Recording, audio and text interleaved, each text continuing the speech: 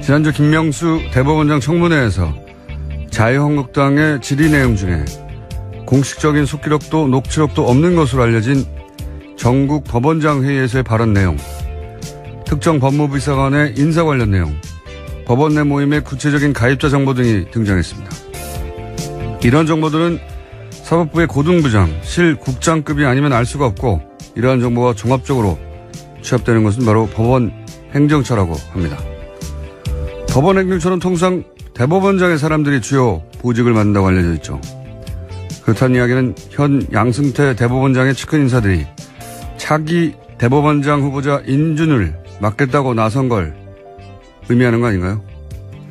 임기가 며칠 남지 않은 현 대법원장 체제가 차기 대법원장 체제의 출발을 이렇게까지 해방한 사례는 듣도 보도 못했습니다. 그것도 특정 정당과 결탁해서 말이죠. 이거 왜 아무도 문제 삼지 않죠? 이게 저만 이상한가요? 김원준의 의문이었습니다.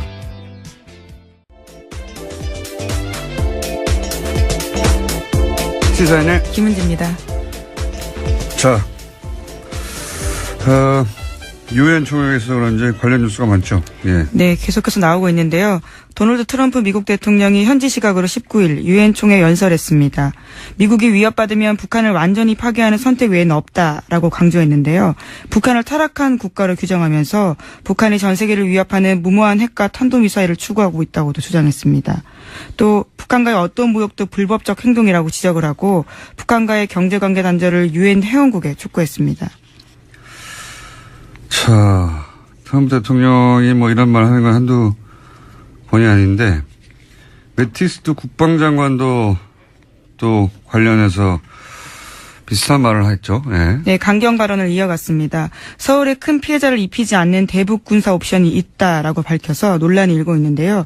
현지 시각으로 18일에 미국 국방부 출입기자들과의 간담회에서 한 발언입니다. 서울을 중대한 위험에 빠뜨리지 않고도 북한이 취할 수 있는 군사 옵션이 있냐라는 기자들의 질문에 있지만 자세하게 얘기하지는 않겠다라고 말했습니다. 세상에 그런 게 어디 있습니까? 예. 1차 대전이 뭐 처음부터 뭐 탱크로 쐈나요? 예. 총 한 발로 시작된 건데. 자기는 무슨 어벤져스도 아니고. 실제로 미국 내에서 그런 비판이 나왔는데요. 예. MIT 내 핵 비확산 전문가인 비핀 나란 교수 같은 경우에는요. 허핑턴 포스트에다가 극도로 영웅적인 가정이다라고 비판했습니다. 그런 말 했어요. 예. 이건 무슨 영화에나 나온 얘기입니다. 예. 말도 안 되는 소리인데. 근데 이 목적은 최근에 이렇게, 뭡니까. 국방장관과 트럼프 대통령 모두 똑같은 메시지를 내는 것은 기본적으로 대중국 압박이라는 얘기를 뭐 국내에서도 하고 미국에서도 하고 다들 얘기를 합니다만 이 대상이 되는 지역에 살고 있는 우리로서는 굉장히 기분 나쁜 얘기들이죠. 예. 불안감을 조정하고 있기 때문에요. 굉장히 문제가 있는 발언이죠. 그러니까요. 예. 중대한 위협에 빠뜨리지 않고 않는 군사 예비라는 게 세상에 어디 있어요. 예. 총을 한 방만 쏴도 에스컬레이션 되는 것이고 그리고 중대하다는 게 어느 정도 중대한 겁니까? 한 100만 명 죽으면 괜찮고 50만 명 죽으면 그런 건가요? 예. 우리가 거꾸로 이런 발언 좀 해야 되겠어요. 어디다 대고. 어디다 대고. 예. 진짜 워싱턴에 중대한 위험을 빠뜨리지 않고도 우리가 취할 수 있는 군사 옵션이 있다. 누가 이렇게 얘기해봐요. 가만히 있겠나. 이거 화내야 되는 뉴스예요, 다. 자기들이 뭔데 자꾸 이런. 자, 근데 관련 뉴스가 많아요. 이런 발언들. 뭐 말로 하는 거니까 기본적으로 정치하는 게. 유엔 사무총장도 또 여기에 대해서 한마디 했겠죠, 당연히. 네, 개막 연설에서 발언을 했습니다. 전 세계는 핵전쟁을 우려하고 있다면서 오늘날 핵무기에 대한 걱정은 냉전 종식 이후로 가장 높은 수준이라고 지적하면서요. 그러면서도 정치력이 필요한 시점이다라고 강조하고 있는데요. 험악한 발언들은 자칫 치명적인 오해로 이어질 수 있다면서 최근 도널드 트럼프 미국 대통령과 북한 김정은 위원장 간의 소위 말전쟁을 지적했습니다. 이 말전쟁 지적이야 뭐 전 세계가 다 하고 있는 거고요. 저희도 매번 하고 있는 거고요. 우리나라 언론만 지적을 안 해요. 중계만 하고 이렇게 말하였다라고 보도를 하고 나서 이렇게 말하는 게 우리한테 얼마나 나쁜 것인지 혹은 이렇게 말해서는 안 된다고 말해야 되는데 중계만 하는지 모르겠어요. 트위터랑 발언만. 네, 하는 언론도 이제 있습니다. 해설이 없어요. 해설이. 스포츠 중계가 아닌데 언론이 자기 입장을 가지고 그 발언들을 해석하고 비판할 건 비판해야 되는 거 아니겠습니까? 자, 거기 또 이런 발언들이 나오면 또 전문가들 나와서 또 논평하고 그럴 텐데. 네, 어제가 9.19 공동성명 12주년이었기 때문에 또 관련된 발언들이 미국 내에서 많이 나왔습니다. 특히 눈에 띄는 것은 크리스토퍼 힐 전 미 국무부 동아시아 태평양 담당 차관보 이야기였는데요. 이 사람이 육자회담 담당자였어요. 예, 주역이라고 볼 수 있습니다. 예. 일부에서 거론하고 있는 대북 선제 타격론에 대해서 비판했습니다. 북한의 핵무기를 모두 제거할 수 없다라는 건데요. 더 중요한 것은 동맹인 한국이 이를 받아들일 수 있느냐라는 문제라고 안 받아들이죠. 지적했습니다. 네, 당연히. 네, 인구 2천만이 있는 수도권에서 북한 방사포 사정권에 있는데 한국이 그 위험을 감수할 수 있느냐가 중요하다면서 어려운 선택이라고 지적한 겁니다. 불가능한 선택이죠. 예. 그리고 크리스토프 힐, 북한을 상대해서 실제 협상을 해서 결과를 내본 적이 있는 사람이죠. 이 사람은. 예, 9.19 공동성명은 굉장히 중요한 그 비핵 확산에 있어서 중요한 성명입니다. 그래서 이 사람의 기본 입장은 항상 대화가 협상과 대화로 이 문제를 풀어야 한다는 거고요. 그렇죠? 네, 그렇죠. 그런 말을 했을 텐데. 아닌가요? 네, 어제 핵 관련해가지고도 여러 가지 이야기를 했습니다. 그러면서 북핵 문제 같은 경우에는 모두 용인하자라고도 볼 수 없고 현재 상황을 또 편하다고도 볼 수 없다라는 양쪽에 대한 비판도 같이 했었는데요. 북한과의 협상은 협상이면서 북한은 절대 핵을 포기하지 않을 거다라는 강경론에 대해서는 오히려 그러한 주장들이 오히려 강경파의 주장을 뒷받침해주고 있다라고 지적했습니다. 협상론자죠. 예. 그리고 이 사람이 평소에 이 사람뿐만 아니라 기본적으로 워싱턴의 정치가들이 똑같은 얘기지만 트위터 하지 말라고 하거든요. 네, 그런 이야기도 어제 나왔습니다. 한밤중에 트위터 메시지나 공개된 정상 간의 전화통화로는 부족하다라면서요. 트럼프에 대한 지적도 한 겁니다. 다 트럼프에 대한 지적이에요, 이게. 네, 직접적인 지적이라고 할 수 있죠. 이걸 아주 직접적인 지적이요. 네. 아니, 이게 복잡한 외교 문제를 자기 광 파는 거죠, 광. 그걸 트위터로 파는 거죠. 예, 전문용어로 광 판다고 하는데. 이렇게까지 자기 광만 파는 대통령은 처음 봤어요, 정말. 자, 그런 이야기들이 오고 갔습니다. 네, 북핵 관련해서. 유엔 총회가 있다 보니 다들 한마디씩 하고 있고요. 강경 발언이 있고 그 강경 발언에 대해서 당신이 무슨 어벤져스냐 하는 비판 혹은 뭐 트위터로 되겠느냐 협상해야 한다는 얘기도 있고 문재인 대통령도 거기 가 있는데 관련해서 한 말 없나요? 예, 어제 첫 일정으로 유엔 사무총장을 만났습니다. 거기서 한반도 위기 상황에 대한 설명을 하면서 역할을 요청했는데요. 구테레스 사무총장 같은 경우에는 한반도 문제는 군사적 해법이 아니라 외교적 해법을 통해야 한다면서 자신의 중재는 언제나 활용 가능하다는 메시지를 6자회담 참가국에 보내겠다라고 이야기했습니다. 아니 그러니까 문재인 대통령의 메시지는 없냐 이거죠. 예, 문재인 대통령도 어제 뉴욕에서 동포간담회 했습니다. 그러면서 최근에 한미관계 쟁점 현안에 대해서 이야기했는데 한미의 입장이 완벽하게 같이 갈 수는 없다라고 인정을 하면서도요. 오히려 그러한 차이는 자연스러운 거다라면서 그것이 오히려 건강하게 발전시키는데 관계를 발전시키는 데 도움이 된다라고 이야기했습니다. 원론적인 얘기지만 기본적인 방향성이 그렇다는 거고요. 자, 이제 국내로 돌아볼까요? 예. 국내 뉴스는 어떤 게 있습니까? 네, 계속해서 댓글 사건 전해드리고 있는데요. 이번에는 군 댓글 사건 관련된 소식입니다. 지난 2013년 국군 사이버사령부 심리전단에 댓글 의혹이 일자 국방부가 수사를 착수했었는데요. 하지만 조직적으로 증거인멸을 했습니다. 심리전단에서 컴퓨터 하드디스크를 통째로 지우는 등의 일이 있었는데 그런데 당시에 한 군무원의 컴퓨터는 자료가 삭제되지 않았다라고 합니다. 다른 부대에 교육을 받으러 가 있었기 때문인데 그래서 해당 군무원이 자신의 컴퓨터를 국방부 조사본부에 제출했고 조사본부가 하드디스크를 복사했다고 합니다. 관련해서 청와대에 이러한 보고가 올라갔다라는 증언들이 나왔는데요. 하지만 당시 군에서는 수사 결론을 청와대 등 외부기관은 연관이 없다라고 밝힌 바 있습니다. 이게 SBS 어제 보도인데 사실 포털에서는 묻혔어요. 보니까 굉장히 중요한 보도인데 핵심이 이거죠. 삭제되지 않은 자료가 있었고 그 자료를 조사본부에 제출을 했는데 그 자료 중에는 그 공작 내용이 청와대로 보고된 증거가 있었다는 거죠. 그러니까 청와대에 보고한 증거를 제출을 했음에도 불구하고 군의 수사 결론은 청와대는 상관이 없다라고 결론을 냈다는 거고, 더욱 중요한 것은 이 김모 씨가 사실은 양심 선언을 하겠다고 하고 나서 보름 후에 죽었다는 겁니다. 교통사고로. 제가 보기엔 이게 매우 의심스럽습니다만, 양심 선언을 하겠다고 했고 그런 얘기가 나왔는데, 그리고 자료도 제출했고, 증거 자료도. 보름 후에 양심 선언을 하겠다고 한지 보름 후에 교통사고로 죽었다는 거. 오싹한 내용이죠. 다음은요. 이런 종류의 소위 정보기관 관련된 사망 사건들도 지난 10년간 다시 한번 다뤄봐야 된다고 봅니다. 저는. 자, 지나치는 우연이 너무 많아요. 다음 뉴스는요. 네, 이명박 정부 블랙리스트 관련해서 계속 말씀드리고 있습니다. 어제는 방송인 김미아 씨가 피해자로 검찰에 출석했는데요.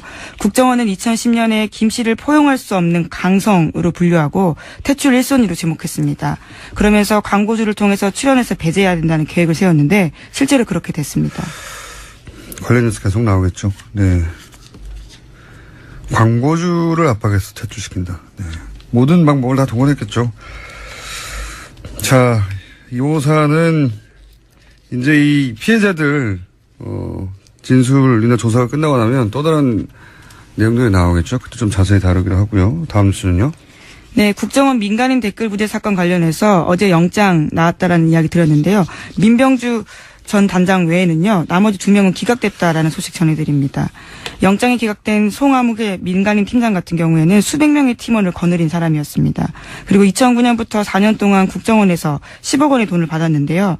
하지만 오민석 서울중앙지법 영장 전담 부장판사는 공무원의 범죄인 이 사건 범행에서 피의자가 차지하는 지위와 역할, 가담 정도, 또 송 씨를 포함한 전체 범행 가담자에 대한 수사 및 진행 상황을 고려하면 영장을 기각하겠다라고 밝혔습니다.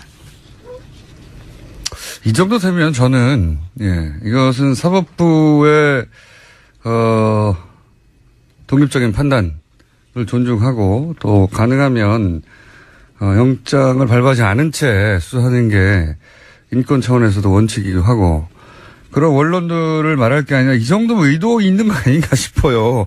이 민간인 팀장인데, 이 팀장이 팀원이 수백 명이었고 10억을 썼는데, 그리고 또 한 사람은 더 웃겨요. 영장 기각한. 또 한 사람은 국정원 직원인데 이제 댓글 S라고 준 돈을 가로챘다는 거 아닙니까? 네, 자신이 가로챘다라는 겁니다. 근데 영장이 기각됐습니다. 이 사람도 기각됐는데 기각된 이유가 너무 웃겨요. 네, 피의자가 범행을 인정하고 구속영장 청구 위에 피해 금액 전액 공탁했기 때문에 영장을 기각한다라고 밝혔는데요. 저는 이게 또 한 번 더 우리 이정열 전 영장 해설 전담 판사를 내일은 연결해야 될 것 같은데 오늘 저희가 준비 못했습니다. 이게 댓글 공작을 밝히겠다는 거잖아요. 근데 중간에 자기가 횡령한 돈을 공탁한 게 이 사건 본질과 무슨 상관이 있나요? 이게 무슨 사건이 무슨 피해를 입혀가지고 건물 부셨다든지 어디 가게 피해 보상을 다투는 사건이 아니잖아요. 심지어 이 인사 같은 경우에는요, 검찰 조사가 임박하자 출국을 시도하기도 했었습니다. 하지만 출국 금지가 되어 있어서 못 나갔고, 또 수사가 들어가자 자신의 휴대전화를 해지했다라고 합니다. 그러니까 증거인멸이나 도주 위험 다 있는 거던데, 금액을 공탁했다는 게 난 너무 웃깁니다. 이게 경제 사범이나, 또는 그럴 때 돈을 다투는 게 사건의 본질일 때 피해액을 이런 게 참작이 돼야지. 이거는 이 사람이 댓글 공작에 주요한 인물이었다는 거잖아요. 그 중에 돈을 횡령을 일부 했다는 거고. 야, 정말 저로서는 이해가 안 가는데 이거는 수사 방해 아닌가요? 저는 그렇게 생각이 되는데 거의. 자, 시간이 좀 남긴 했는데 오늘 미니가 있어요. 예, 양지열 변호사님 저 옆에 들어가서 이미 서 계시거든요. 네, 벌써 해오고 있는데 제목만 읽고 끝내도록 하겠습니다. 네, 지난 15일에 오천 살인 사건 관계되어 있는 박용철 씨 유족이 진범을 찾아달라고 경찰청에 고소장 냈습니다. 관련해서 김정은 서울경찰청장은 기자간담회에서 사건이 내려오면 광역수사대에 배정하겠다라고 밝혔습니다. 네, 드디어 이제 재수사될 수 있겠군요. 이 사건을 이상하다고 했다가 제가 박근혜 정부 하에서 2년 6개월 구형을 받았어요, 제가. 근데 다 1, 2심 무죄 나지 않으셨습니까? 네. 네. 얼마나 힘들었는데요, 예. 감회가 남다른데, 감옥에 보냈기 때문에. 굉장히 어려운 사건이죠. 너무 많이 관련자들이 이미 사망했기 때문에 너무 늦었어요. 그래서 수사가 시작되면 제가 해설할 게 많습니다. 자, 오늘 여기까지 하겠습니다. 시사인의 김은지였습니다. 감사합니다. 네, 옆에 서 있는 양절 변호사님 앉아주세요. 네. 빨리 앉아주시고. 자, 저희가 뭐랄까요. 양절 변호사가 저희 첫 방송 때부터 저하고 굉장히 많은 티키타카를 해서, 제가 없을 때 방송도 진행하시잖아요. 예. 그렇게 가까워지면서 저희가 점점점 푸대접을 하고 홀대하면서 잠깐 나오는 건데 전화가 아니라 직접 나와라. 막 5분이면 끝날 것을. 그런 거였어요? 네. 그걸 왜 불렀어요? 자, 5분이면 끝납니다. 왜냐면 바로 이어서 저희가 이 사이버 사령부 중요한 분이 밖에서 기다리고 계시더라고요. 네네. 네, 잠깐 얘기를 나눴습니다. 네. 국방위 간사분이 나오셨기 때문에 네.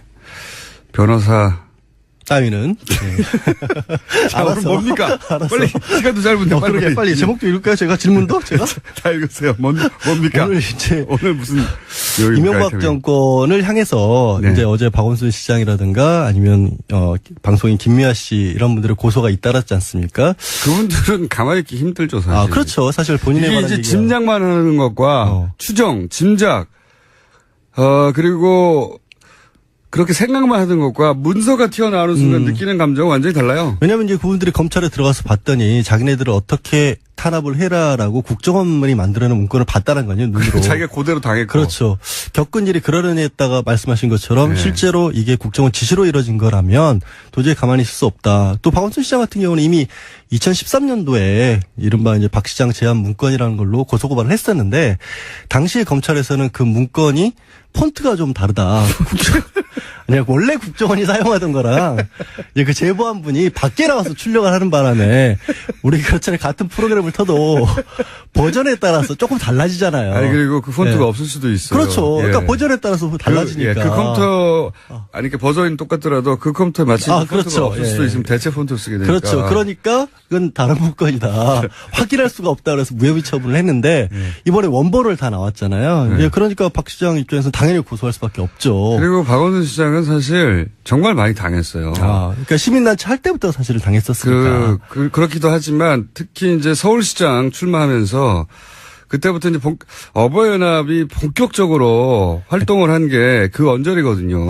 저는 정말 박 시장님 얘기를 하면 그 왜 병원에 기자들이 밖에서 기다리고 있는데 들어가서 엑스레이 사진 찍었는데 그것도 안 믿겠다고 자꾸 재검하자 그러는 거. 이런 것들은 정말 사람을 2번, 3번 죽이는 일이었잖아요. 근데 국정원 원세훈 그 당시 원장이 사실은 이명박 서울시장 시절부터 쭉 정무부시장이었던 거예요. 부시장이었고 행정부 장관했었고. 그러니까 서울시장 다음은 대통령 이런 그렇죠. 인식이 머릿속에 있다 보니까 야권의 서울시장 후보들에 대해서 집중적으로 공략을 했던 걸로 보여지고요. 문건 자체가 여권 주요 인사 야권 당시 예. 야권이 있으니까 잠재 가능성이 있음으로 제압해야 한다는 식으로 나와 있어요. 그렇게 제압이라는 단어도 사용이고 그러면서 제일 먼저 동원됐던 게 이제 어버이연합이거든요.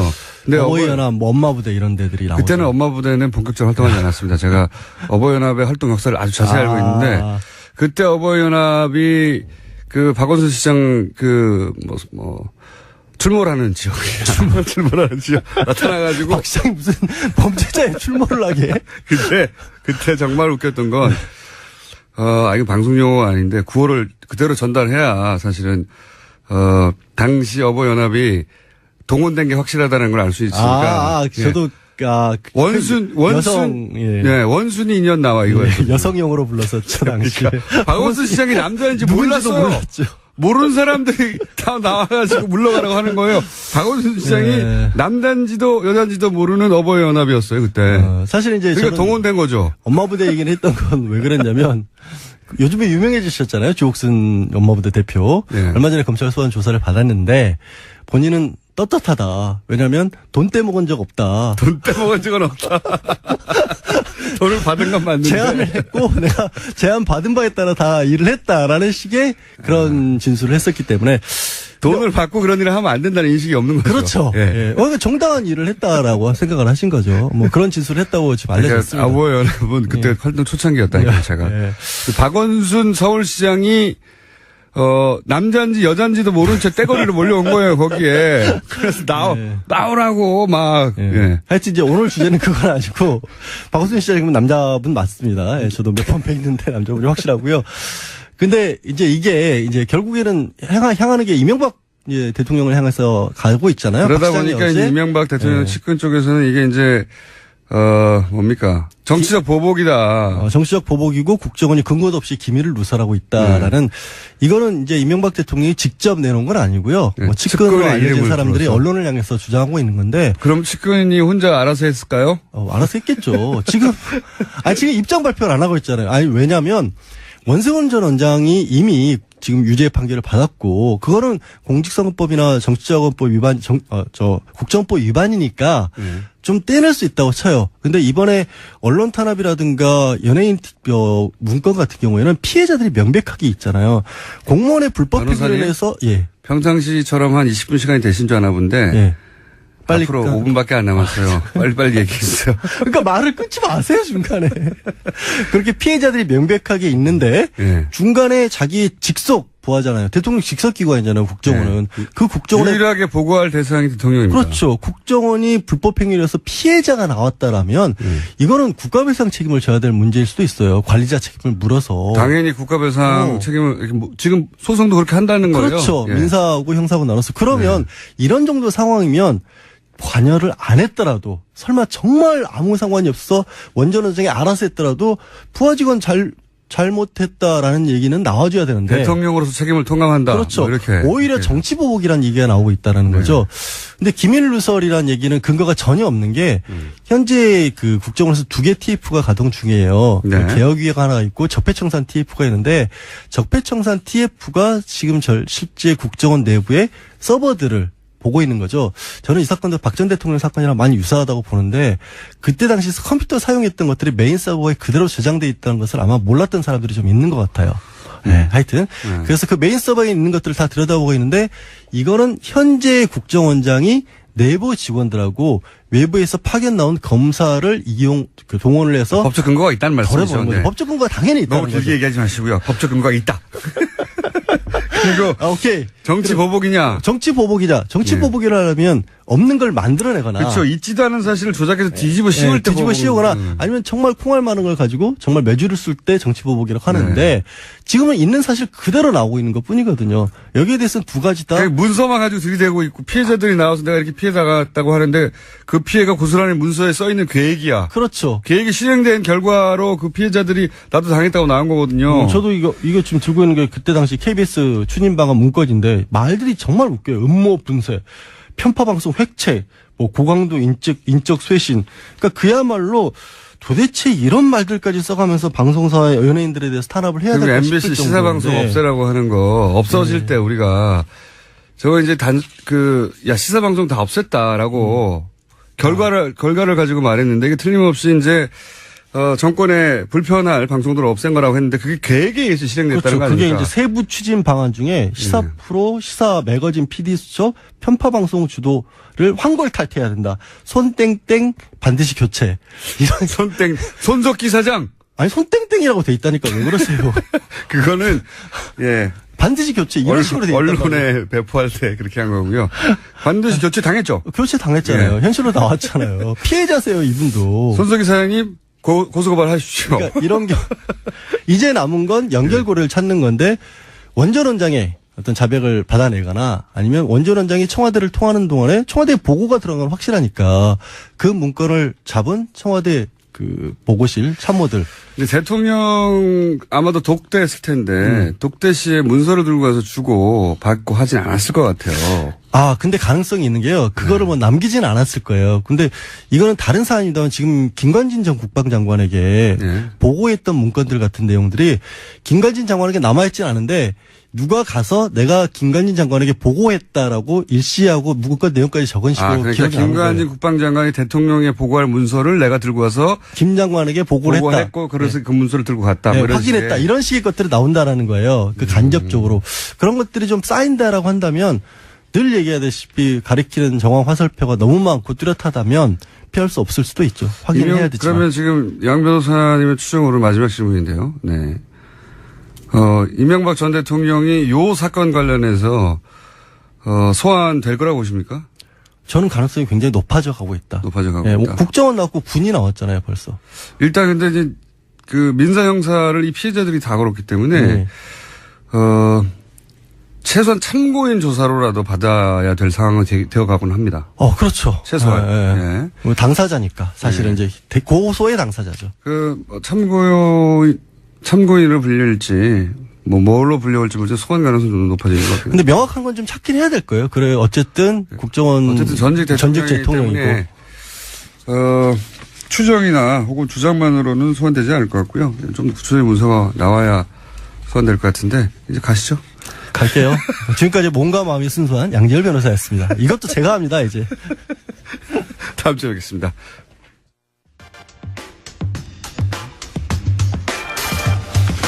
이명박 정권 시절 사이버 사령부 댓글 조작 사건. 이 사건에 당시 국방부 장관이 직접 개입했다. 이런 주장이 나왔습니다. 국회 국방위 더불어민주당 간사 이철희 의원 직접 나오셨습니다. 안녕하십니까. 안녕하십니까. 여기가 일종의 친정 아닙니까? 그렇죠. 맞습니다. 예. 예, 여기서 방송을 직접 하셨고. 그때가 좋으세요? 국회의원이 좋으세요? 그때가 좋았죠. 아시잖아요. 그래, 마음대로 살 수 있으니까. 자, 그리고 사실 그때는 매일매일 언론에 노출되는데 지금은 이런 일이 있어야 언론에 노출되죠. 그렇죠. 네. 경쟁이 치열하죠. 잊혀지고 있습니다. 자, 저희 방송에 나오시기로 해놓고 JTBC에서 연락 오니까 바로 먼저 나가셨더라고요. 네. 배신. 아니, 꼭 그렇지는 않습니다. 꼭 그렇지가 않아요. 어젯밤에 나오셨는데. 제게는 김호준 총수도 소중하지만 손석희 사장도 소중합니다. 아니, 그러니까 우리랑 먼저 하기로 했어요. 우리를 나오고 나서 거기 나가셔야 되는데. 그건 TV잖아요. 내가 손석희 사장이라서 내가 인정하는 바입니다. 하지만 다음부터는 저희를 먼저 나와주세요. 꼭 먼저 뺏어가. 손석희 사장님 그러지 마세요. 섭외만 해놓으면 먼저, 자, 사이버 사령부의 댓글 공작이야 이미 뭐, 오래전부터 알려진 기정사실인데 여기에 국방부 장관이 개입한 정황이 확실히 나왔다? 네. 네. 어떻게 확인된 겁니까? 사이버 작전 지침이라는 문건이 있어요. 지침? 네. 그게 이제 비밀로 분류되어 있는 문건인데 거기에 경환진 장관이 사인을 한 게 있습니다. 그러니까 이게 경환진 장관이 도장도 아니고. 사인을 했습니다. 자기 이름을 직접? 썼는데 처음에 이게 불거졌을 때 지난 정권에서는 장관한테까지 당시 국방장관이었던 보고가 안 됐다 이렇게 사이버 사령부 끊었죠. 단장에서 끝났죠. 그렇죠. 예. 그래서 이게 머리 자르기라고 그러지만 꼬리 자르기로 끝났는데 예. 아무리 봐도 그건 상식적으로 이해가 안 되는 거거든요. 장관 모르게 뭘 할 수 있다는 국방부가. 건 불가능합니다. 그래서 그 증거를 찾기 위해서 백방으로 노력했는데 그 문건이 이제 확인이 된 거죠. 그거는 뭐 분명한 팩트인 거고. 그래서 이 댓글 선거 개입과 정치 개입이라는 댓글을 처음에 누가 기획했는지는 모르겠으나 그것도 조금 지나면 나올 겁니다만 최소한 국방 분야에서만큼 총지휘한 사람, 관리한 사람은 김관진 장관이다. 이건 좀 분명히 확인된 겁니다. 본인이 알고 있었다, 게다가. 그럼요. 보고도 뭐 수시로 받았습니다. 이게 이제 국방부가 그렇다고 청와대 몰래 네. 이걸 했다는 것도 상상할 수가 없는 일이랍니까? 이게. 그것도 불가능하고요. 네. 거기 보면 사이버 사령부에서 군에 가보신 분들은 아시겠습니다만 일일 상황일지 같은 걸 쓰잖아요. 네네. 그 상황일지에 보면 청와대 BH라고 표현했습니다. 블루하우스라고 흔히 우리 쓰잖아요. 네. BH 보고라는 문구가 여러 군데 나옵니다. 그 보고가 일지에. 됐다는 얘기죠. 보고된 거죠. 예. 그리고 그 전에도 제가 아직 확인 중에 있습니다만 청와대 주재로 회의를 했다라는 얘기도 있거든요. 그것만 좀 이렇게 문서로만 확인되면 그것도 분명히 얘기할 청와대까지 수 간 거는 있습니다. 분명하고 그러니까. 그렇죠. 예. 그러면 그것이 이제 이명박 전 대통령에게도 보고가 됐느냐 하는 건 또 한 번 단계를 넘어서야 되는 그렇죠. 거잖아요. 예. 거기까지는 아직 못 가신 거고. 그렇죠. 그러니까 김관진 당시 국방부 장관이 알고 있었고 그리고 청와대에 보고했다까지는 확인된 거네요. 그렇죠. 네. 그럼 김관진 전 국방부 장관이 사이버 사령부 댓글 공작 관련해서는 조만간 소환되거나 법적 책임을 물 대상이 되겠네요. 그 뭐 저는 불가피하다고 봅니다. 지금 국방부 내에서도 재수사를 하고 있기 때문에 그 당시 축소 은폐 수사를 했거든요. 그렇죠. 상당히 축소를 했고요. 많이 보고 덮었거든요. 없었다. 그렇죠. 네. 그걸 다시 꺼내서 지금 하고 있기 때문에 그러면 당시 국방장관이었던 김관진 전 안보실장에 대한 수사는 좀 불가피할 거라고 봅니다. 김관진 전 국방장관이 요즘 인기가 많아요. 뉴스에 너무 많이 등장하는데. 이분이 예. 2010년 후반 12월쯤인가요? 10월인가 12월쯤 장관이 됐기 때문에 네. 그리고 박근혜 정부 임기 끝까지 있었잖아요. 그러니까요. 그러니까 국방 분야 총괄한 지가 거의 한 7년 정도를 했단 말이에요. 국방장관 그리고 안보실장도 그렇죠. 하고. 그러니까 안보 라인을 사실 말씀하신 대로 한 7년 정도 책임졌지 않습니까? 그러니까 약실공에 6, 7년을 했기 때문에 이른바 선대가 다 묻어 있고요. 거지 자지우지 했다고 보시면 됩니다. 그러니까 그 과정에서 묻혀있던 것들이 이제 속속 나오는 거고 그 책임의 상당 부분은 김관진 장관이 져야죠. 보통 그 다음 정부에서 전 정부 인사를 고스란히 쓰진 않는데 김관진 전 장관의 경우에는 사실은 뭐랄까요? 승진했어요, 승진. 딱 그런 표현이 네. 정확하게 맞지는 않지만 뭐 이게 장관을 하다가 안보실장을 했으니까요. 예. 더 중요한. 근데 박근혜 정부에서도 그럼 김관진 전 장관이 기여한 바를 인정한 거라고 봐야 되는 거 아닙니까? 그런 점을 고려했겠죠. 처음에는 사실은 김병관이라고 기억하실지 모르겠습니다. 낙마했습니다. 청문회에서. 네. 그분을 장관 후보자로 내세웠다가 인사청문회 통과를 못하니까 할 수 없이 유임시키는 네. 그런 형식을 거치긴 했습니다만 김관진 장관이 기여를 했다는 것에 대해서는 뭐 알고 있었을 거라고 저는 짐작합니다. 그리고 요거 사이버 살인 관련해서는 제가 개인적으로 주목하는 사안 중에 하나가 이제 청와대에 보고하지 않았다고 이전 조사에서는 끝이 났었는데 근데 사실 최근에 나온 보도에 따르면 청와대에 보고했다는 문서를 이미 확보하고도 청와대까지 안 갔다고 꼬리 자르기를 했다 이런 거잖아요. 근데 이제 그 문서가 나온 것이 김모 국무원의 컴퓨터였는데 거기까지만 있으면 이제 지금까지 쭉 나왔던 여러 가지 일련의 보도 과정에서 이제 추가 정보가 나왔구나 싶겠는데 그 국무원이 또 하필이면 양심 선언을 하겠다고 얘기하고 나서 2주 후에 교통사고로 죽어요. 이게 이상하지 않으십니까? 네, 그런 보도가 있었습니다. 어제 있었는데. 예. 저희도 그 좀 추적해오고 있던 중이었는데, 예, 보도가 있었습니다만, 당시에는 네. 의지만 있었으면 다 할 수 있었습니다. 곳곳에 증거가 남아져 있었는데, 네.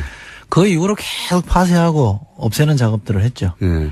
그래도 저는 이제 진실은 숨길 수 없기 때문에 어딘가 남아있다고 봅니다. 그렇죠. 제 말은 이제 그 부분은 당연한데 제 말은 그게 아니라 하필 양심선언을 하겠다고 하고 이분이 했던 일을 보니까 지금 한참 문제가 되고 있는 그 사진 합성. 네. 네, 담당자였다고 해요. 네. 근데 본인이 아니라 군무원이고 그리고 이제 이게 문제가 되니까 본인이 양심선언을 하겠다고 했는데 양심선언을 하겠다고 한 다음에 2주 후에 교통사고 너무 우연이지 않습니까? 네. 이상하게 생각 안 하십니까? 이상하죠. 이상하죠? 네. 네. 이거 혹시 더불어민주당 국방위에서 조사 좀 해볼 생각 없어요? 이거 국회 차원에서 조사해가지고 뭐가 답이 안 나오고요. 국방부 내에 재수사 팀을 좀 만들었기 때문에 예, 그 팀에서 제대로 할 거라고 봅니다. 이상하다고 생각을 하시죠? 네네. 이상하다고 생각하시는지를 제가 확인한 거예요. 근데 김관진 전 국방장관, 안보실장은 최근에 또 연루된 사건들이 마구 튀어나와요. 45년 된 중고 헬기. 이게 어떻게 된 겁니까? 전후가 한마디로 요약하면 이게 그러니까 45년 된 우리 헌이 헬기, 예. 우리 헌이 이제 군에서는 지누크라는 표현을 씁니다. 지누크 헬기라는 그냥 표현을 썼는데, CH 뭐든가요? 네, 예. 그 지누크 헬기라는 표현을 쓰는데 이게 이제 D형이 있고 F형이 있습니다. 예. 그러니까 뭐 순서로 봐도 F형이 신형이죠. 예. 미군이 쓰던 D형을 미군 스스로가 F형으로 바꾸려고 합니다. 예. D형이 이제 도태할 때가 도태시킬 네. 때가 된 거죠. 퇴역시키는 때. 거죠. 예. 네, 돼서 이제 F형으로 바꾸기로 하고 그러면 이게 쓰다 남은 거를 한국 정부 보고 사라 그런 거죠. 예. 이거 좀 사라라고 폐차 직전에 사라는 거 아니에요? 그렇죠. 자동차로 치면. 편지를 보냅니다. 예. 장관이 당시 국방장관 기관에 덥석 그걸 받습니다. 아니 군 전문가 그거 모를 리가 없는데요. 그걸 받아서 그냥 일사천리로 예. 아침 조찬 회의를 통해서 각 군별로 지시를 합니다. 너거는 뭐하고 너거는 뭐하고 너거는 뭐해서 빨리빨리 진행을 해라. 이렇게 해서 일사천리로 쭉 진행이 된 건데 예. 그러다 보니까 장관 뜻이 워낙 분명하니까 군의 사업이라는 건 타당성 조사라는 걸 하거든요. 그렇죠. 이게 도입해서 되는지 안 되는지 조사를 하는데 그거를 장관이 내린 결론에 꽤 맞추는 거예요. 사라고 했으니까. 그러니까 이미 결론은 나 있는 거죠. 사라고 했으니까 사야만 한 이유를 만들어내는 그렇죠. 거 나중에. 근데 그걸 들여다보면 근거가 없어요. 이게 수명이 뭐 한 25년 늘어날 수 있다라고 얘기를 하는데 네. 그럼 근거가 뭡니까? 그럼 아무 근거 없습니다. 그냥 정비 잘하면 그럴 수 있답니다. 이런 건데 기름칠하고 안 쓰는 거예요. 25년간 그런 거 가능할 수도 더 있죠. 재밌는 건 뭐냐면 이거 만든 회사가 보잉사인데 그 보잉사한테 확인해봤냐 그랬더니 보잉사는 확인을 못 해준다 그러는 거예요. 확인해 줄 리가 없죠. 제조사는 확인을 못 해준다는 예. 거고 우리 비행기는 항법 장치라는 게 있습니다. 예, 또 생존 장치라는 예. 게 있고 이런 거는 또 같이 못 판다 그런 거예요. 나중에 줄게 이렇게 되는 거고. 그걸 왜 비행기가 날아가려면 그게 필요한 거 아닙니까? 필요하죠. 작전을 수행하려고 필요한 건데 그걸 왜 나중에 줍니까? 그 작전을 수행을 못 하는 거죠. 그 다음에 좀 지나니까 이거 부품이 곧 단종됩니다 이러는 거예요. 그 기가 막힌 거죠. 그러니까 이 비행기는 사실은 쓸 만큼 썼으니까 박물관에 전시해놓고 그렇죠. 이제 예. 관람객들이 보면 워싱턴 돼요. 스미스소니언 박물관 같은 데 들어가야 그렇죠. 되는 겁니다, 이거. 예. 우리나라 전쟁 기념관 이런 데 가면 되죠. 이거를 평생 군에 있었던 국방부 장관이 이거 2003년에 이미 단종된 모델이라고 그렇죠. 하는데 이미 단종도 됐고 군이 미 군에서 퇴역시키고 차기 버전으로 넘어간다는 걸 모른 채 샀을 리는 없고요. 그럼에도 네. 불구하고 산 이유는 뭐라고 보십니까? 미국이니까 사줬겠죠. 미국이니까 사준다고 하더라도 뭐 이유가 있을 거면 압력이 있다든가 도저히 견딜 수 없는 아니면은 압력이나 이권이 있다든가 사주면 좋은 둘 중에 하나지. 이거 기분이 갑자기 좋아가지고 사줘 1,500원어치 1,500원어치 모르겠는데 1,500억치 이게 말이 안 되잖아요. 차라리 압력입니까 이윤입니까 이게? 구체적인 압력이 있었다거나 예. 자기 이해관계가 있었다면 그게 확인된다면 차라리 저는 낫겠습니다. 미국이 그렇게 막 거세게 압력을 넣었기 때문에 마지못해 샀다. 또는 이거 내가 사주면 따로 뭐 뒤에 좀 생기는 게 있으니까 샀다 이러면 제가 차라리 이해는 하겠는데 아직까지 그렇게 볼 만한 정황은 없고요. 너무 깔끔하게 해서 없는 거 아닌가요? 생각이 더 문제인 거죠. 미국이 요구하니 당연히 들어줘야지. 그런 생각이 더 위험한 거죠. 그냥 워낙 친미적이어서 그랬다? 저는 그런 점이라고 봅니다. 그런 점도 있을 수 있다. 저는 이익이라고 보는데 이게 뭐 프라모델도 아니고 이게 1,500억이 무슨 껌컵도 아니고 갑자기 뻔히 아는데 단종될 거. 여하간 지금 현재 기준으로는 그게 압력이 존재했는지 이권이 개입됐는지 혹은 단순히 본인이 워낙 미국을 숭상해 왔고 그랬기 때문인지는 확인이 안 됐다는 거죠. 네. 또 한 가지 그것만 하고 끝나면 또 모르겠는데 초계기 얘기도 나왔어요. 네. 이것도 뭡니까 초계기. 이건 사실 좀 더 심각합니다. 금방 말씀하신 대로 지누크라는 헬기는 다 합쳐봤자 1,500억 정도 되는 사업인데 이 초계기는 S3B라는 겁니다. S하고 숫자 3하고 B라는 걸 쓰는데 군에 참 이 영어 표현이 많더라고요. 근데 이 초계기인데 이거는 의사들도 비슷해요. 그러죠. 예. 예. 자기들끼리 알아먹는 거 막 쓰잖아요. 알고 보면 별거 아니에요. 예. 그렇죠. 약 줘라 이런 얘기예요. 배 아프니까 약 줘라를 굉장히 어렵게 써놨더라고. 이거는 8천억이 넘는 돈. 8천억. 예. 예. 이거는 실제로요. 아리조나 사막에 그냥 퇴역시켜놓고 아리조나 사막에 전시해놨던 거예요. 처박아 놓은 거예요. 그러니까 곧 퇴역이 아니라 이미 퇴역된. 사막에 전시해놨던 처박아 놓은 거라니까요. 아, 야. 그걸 사겠다고 한 거예요. 예? 야. 근데 이건 진짜 큰일 날 뻔한, 이거 정상적으로 가서 사는 건데, 뭐 때문에 중간에 소속됐냐면, 작년에 북한이 SLBM을 샀잖아요. 네. 죄송합니다.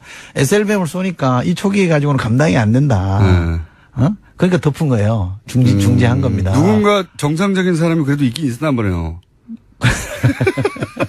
그렇죠. 예. 네. 누군가 막았겠죠. 아마 저는 이렇게 되지 않았을까 싶어요. 이거 너무한 거 아니야? 밑에 군에. 아니, 이제 군이 다 바보거나 멍청하거나 그게 아니지 않습니까? 거기 얼마나 유능하고 똑똑한 사람도 있겠어요. 그럼요. 근데 이제 군의 특성상 장관이 하라고만 해야 되는데 이게 너무한 거 아니야? 요거는 요것도 김관진 장관 시절인데 네. 요거는 구체적으로 이거 해라라고 지시는 안 하고요. 2012년 12월에 갑자기 장관이 TF를 만들려고 그러는데 그 TF 역할이 뭐냐면 대잠수함 작전을 어떻게 할 건지 TF를 만들어라고 하니 그 TF가 만들어져요. 그리고 결론을 내놓습니다. 3SB라는 초계기를 사야 된다. 살 수밖에 없는 결론을 내놓습니다. 내놓고. 예. 그리고 진행을 하는 거거든요. 그런 결론이 정상적으로 날 수 없는 거 아닙니까? 사막에 있는데 지금. 태역해가지고. 제 생각에는 이제 사기로 하는 국방장관의 결정이 있은 다음에 그것을 뒷받침하는 회의를 거꾸로 열고. 그렇죠. 논리를 개발을 했는데 그 중에 누군가가 영원한 건 아니지 않습니까? 국방장관이. 그럼요. 자기가 이 결정 과정 속에 있었다가 나중에 큰일 날까 싶어서. 그리고 이게 국가 차원에서 보자면 너무나 터무니없는 거니까. 네. 엄청난 낭비니까. 거꾸로 이번에는 안 되는 이유를 또 중간에 보고를 했다든가 반대를 하지 않았을까. 그렇죠. 해도 너무한다. 그렇죠. 네. 최소한 이 헬기는 2년인가 3년 남았었잖아요. 태역으로부터. 얘는 이미 퇴역된 거라면서요. 비행기가 공항에 있지 않고 사막에 진열돼 있었다면서요. 초계기라는 게 이 잠수함 활동을 이렇게 탐지하는 그렇죠. 거잖아요. 네. 그러니까 북한이 뭐 잠수함이 많다 그러잖아요. 그것도 뭐 그 성능은 떨어집니다만 SLBM을 쏠 수 있다 그러니까 어쨌든 그 잠수함 작전을 하기 위한 초계기를 도입하는 건데 그야말로 지금 말씀하신 다 떨어진 걸 갖고 오겠다고 했는데 SLBM을 쏴버리니까 해도 너무하다. 이건 도저히 안 되겠다. 그래서 누군가가 이거는 진짜 나중에 크게 문제가 됩니다. 그렇죠. 라고 해서 막은 거지. 이게 작년 10월에 바꿨어요. 안 하기로. 그리고 또 한 가지 또 저희 가설은 최순실 게이트 터지면서 큰일 났다. 이거 빨리 다 덮어라. 이렇게 된 게 아니고. 그렇게 얘기할 수 있죠. 왜냐하면 이 초계기는 로키드 마틴 거거든요. 그때 당시 로키드 마틴 얘기가 엄청 나왔지 않습니까? 그러니까 한간에 이제 김관진 전 장관과 로키드 마틴이 뭐 가깝다 이런 소문들이 많아서 마침 요 초계기가 로키드 마틴 거고 규모도 한 8천억 정도 되니까 그런 의심들을 할 수밖에 없는 거죠. 발을 뺐다 갑자기 이렇게 생각 둘 중에 하나가 아니면 두 개가 합쳐졌든가.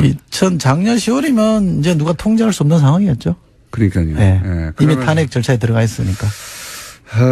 그런 의심이 매우 많이 드는 사안이고 로키드 마틴 얘기하니까 마지막으로 한 가지만 더 질문드리면 이 대선 기간에 미국도 대선 끝나고 얘기하자고 했던 사드가 갑자기 기습 배치가 됐잖아요.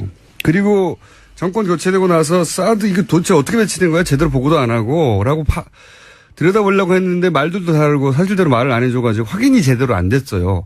지금은 됐는지 모르겠는데 그때 당시 문제가 불거졌을 때는 확인을 못한 채 언론에서도 대통령도 이해할 수가 없다라고 하고 근데 이제 안보실장이 김관진 실장이었고 당시 총책임자였죠. 대통령 유고니까 사드가 왜 그런 식으로 배치되었는가 하는 것에 대해서 지금 빙긋이 웃으시는 거 보니까 조사를 안 했을 리가 없고 그 사이에 국방위에서 제가 계속 들여다보고 있는 것 중에 하나인데요. 네. 오늘 드릴 말씀은 이겁니다. 계속 들여다봤더니 보입니까? 네, 보이고 있습니다. 네. 뭐가 보인다? 그 당초에 한미 간에 합의한 사드 배치 스케줄이 있었어요. 그러니까요. 네. 그게 금년이죠. 네. 2017년 하반기입니다. 네.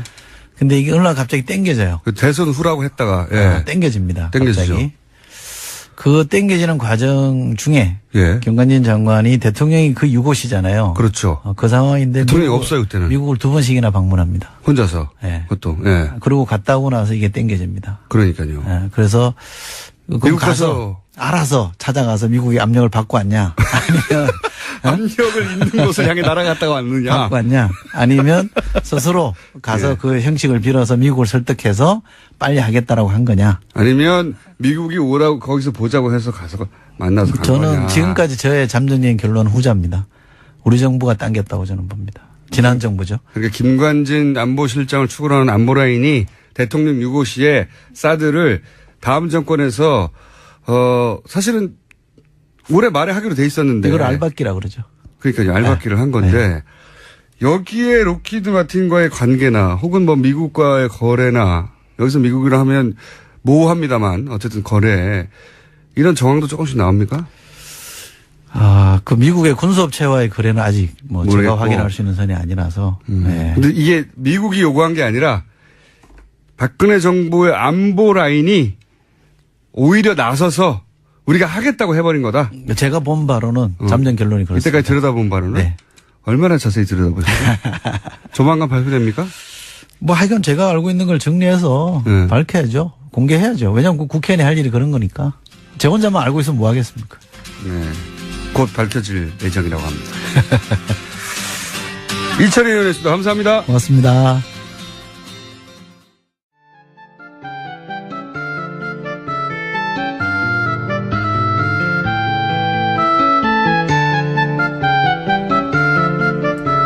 일주일을 기다린다고 하는 시간, 노르가즘.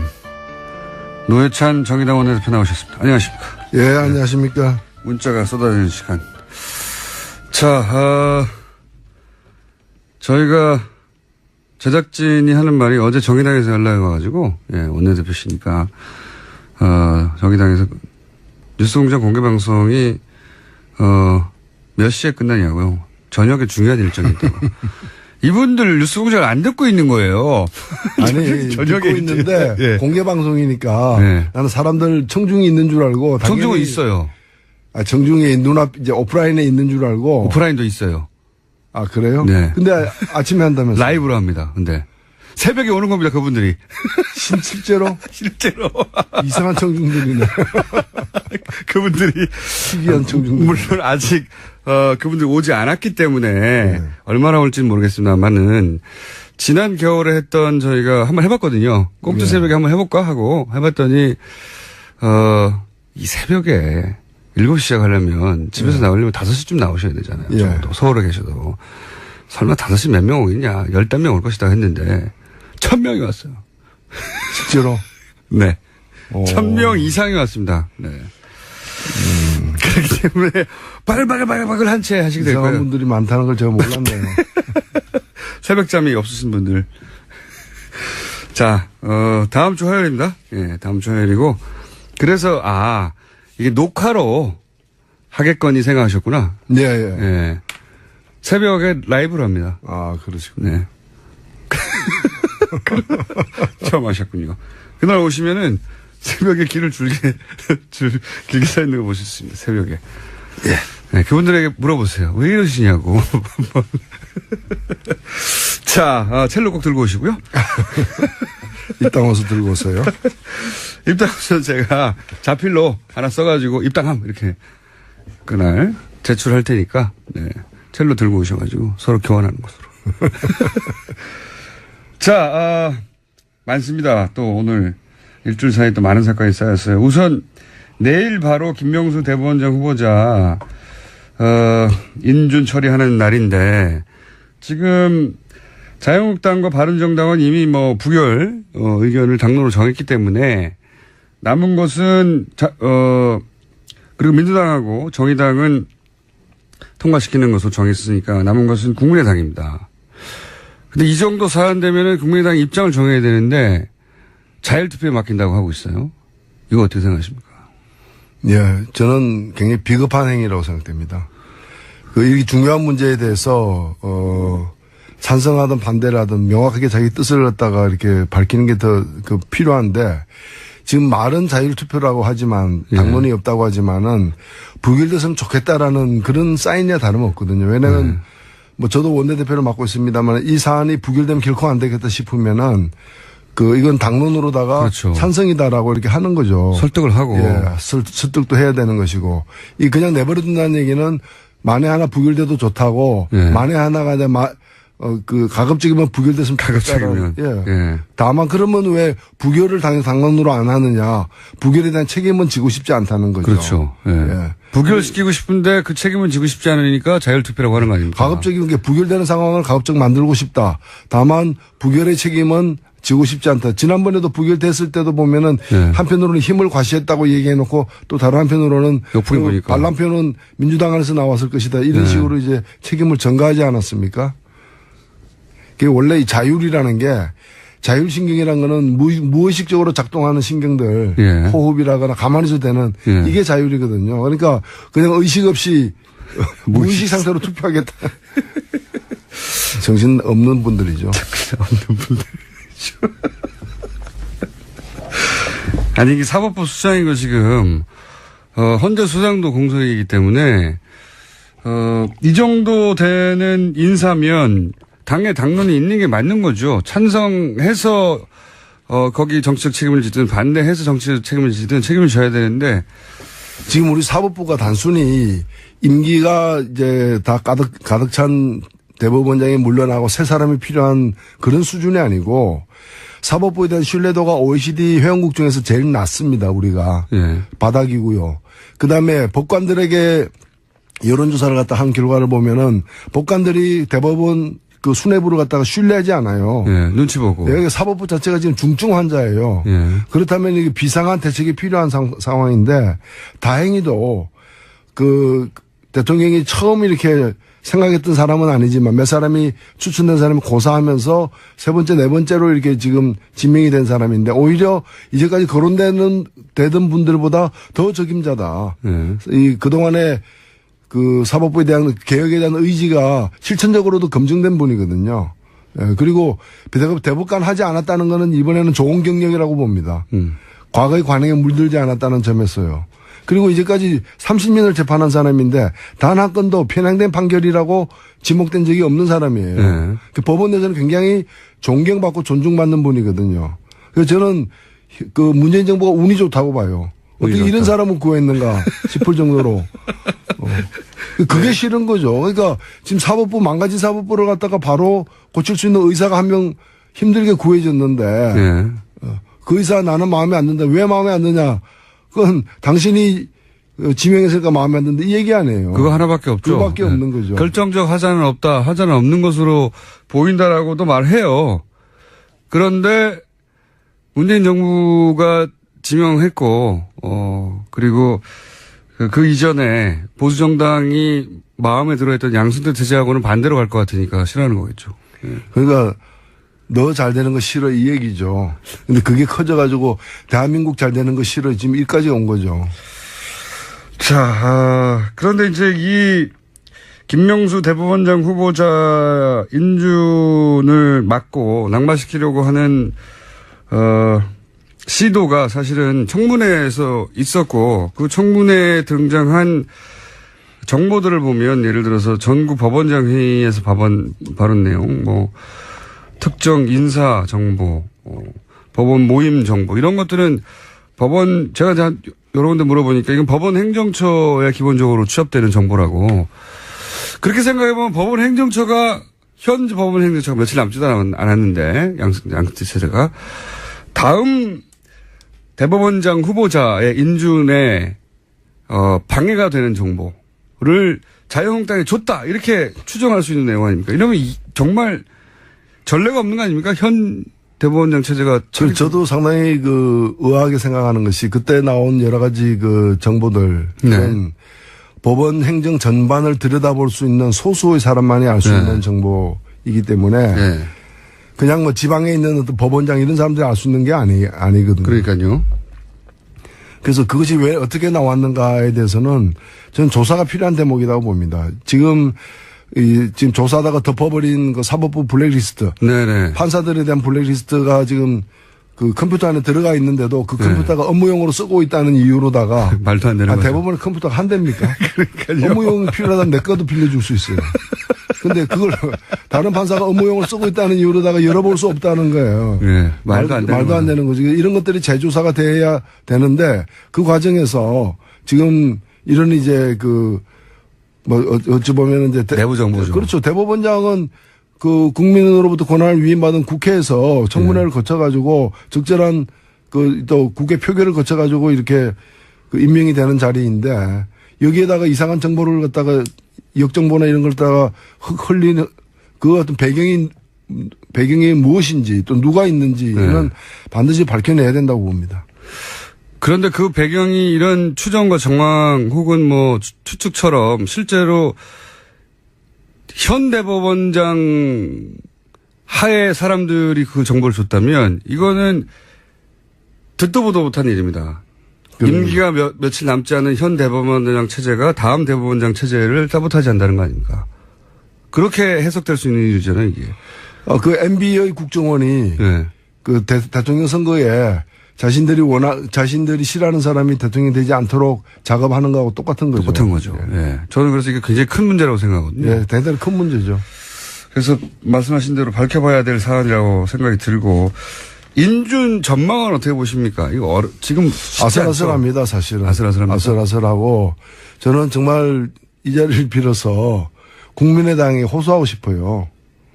이 문제는 당리당략으로 볼 문제가 아니에요. 대한민국이 어디로 가느냐의 문제하고 똑같은 거고 우리나라 지금 사법부의 어떤 문제는 심각하게 짝이었거든요. 이걸 고칠 수 있는 어떤 기회를 갖다가 망가뜨려가지고 도대체 누구와 덕을 보느냐라는 거죠. 국민의당이 득 볼 것 같지 않은데요. 저는 아무리 봐도.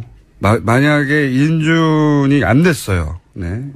후보자. 그러면 이제 처음부터 다시 심하고 다시 해야 되는 거 아닙니까? 이 경우에는. 그렇죠. 그렇죠. 예. 꼭 필요한, 국회 인준이 꼭 필요한 인사니까. 그러면 이제 다른 분을 해야 하는데, 김명수 대법원장 후보자가 그렇게 해서, 낙마하게 되고, 다른 사람이 오게 되고, 그게 국민의당에 과연 좋은 일인가. 아무리 생각해도 아닌 것 같아요. 대법원 자체도 문제인데, 대법원장을 새롭게 세우려는 것도 말도 안 되는 이유로다가 좌절하게 된다면은, 그 좌절감과 상처는 뭐 전국의 법관은 물론이거나 많은 국민들에게도 주어지는 것이고 있을 수 없는 일이 발생하는 거죠. 자, 내일 결과가 나오겠죠. 네, 이 결과 뭐 국민의당 내부에서도 반반이라고 그렇게들 표현하고 있던데 어떻게 될지 두고 봐야 되겠습니다. 그리고 또 법사에 계시니까 또 연결해서 공수처, 자유한국당 엄청나게 반대하고 있습니다. 예. 자기들을 사찰할 거라고. 정확한 얘기죠, 뭐. 정확하니. 아니, 그 동네에 파출소가 새로 생긴다 그러니까 그 동네에 이제 폭력배들, 우범자들이 싫어하는 거하고 똑같은 거죠, 뭐. 아니, 뭐, 모기들이 반대한다고 F킬러 안 삽니까?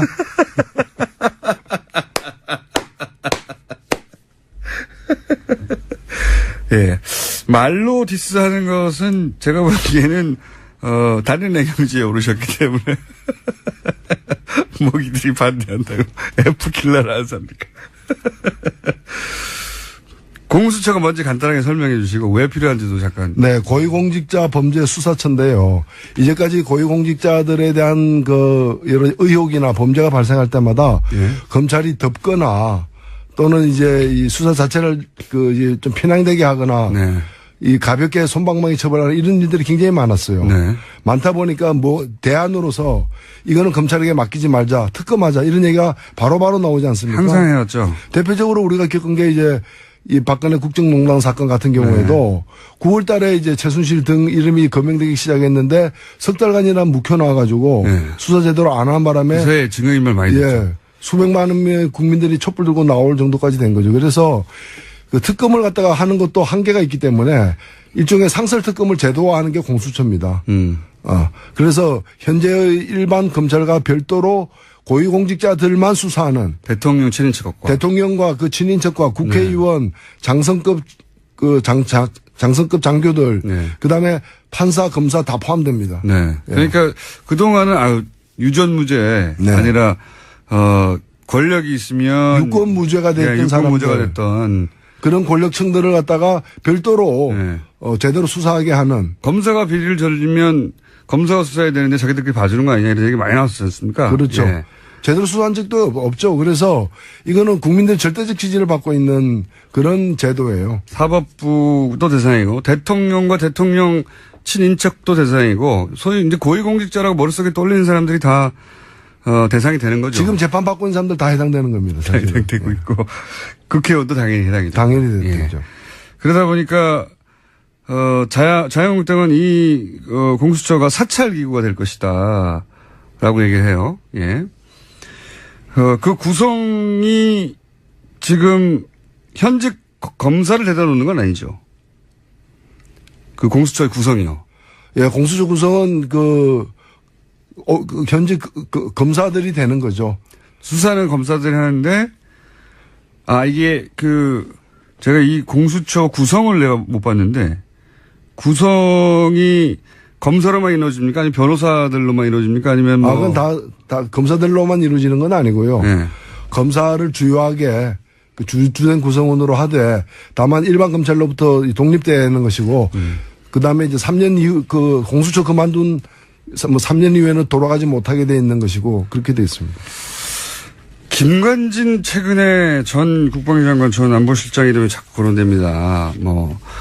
저 초계기부터 헬기 퇴역 직전 초계기나 이미 퇴역한 그리고 이제 사이버 사령부 사인도 있다. 대통령 그러니까 사이버 사령부가 댓글 공작하는 것을 알고 있었다는 얘기도 나오고 사드 기습배치에도 지금 주요한 책임이 있는 것으로 지금 추정이 되고 있고 요 일련의 사태에 대해서는 할 말 없으십니까? 국방비리 예, 그 부분은 특히나 이제 사이버 사령부의 어떤 그런 탈법적인 불법적인 사찰 행위에 그게 이제 물론 이제 명분은 자기들이 만든 것 같아요.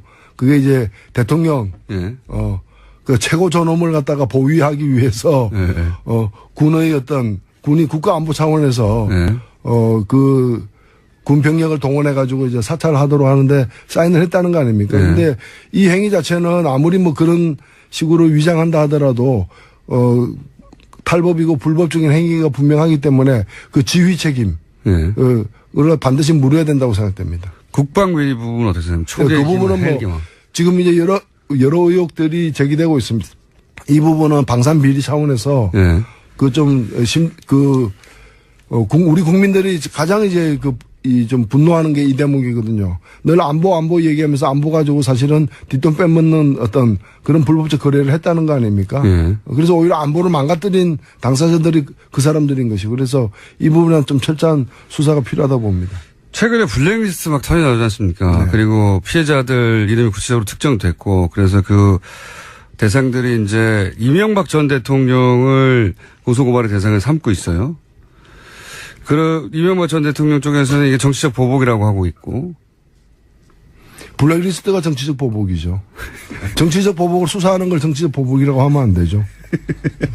맞습니다. 네.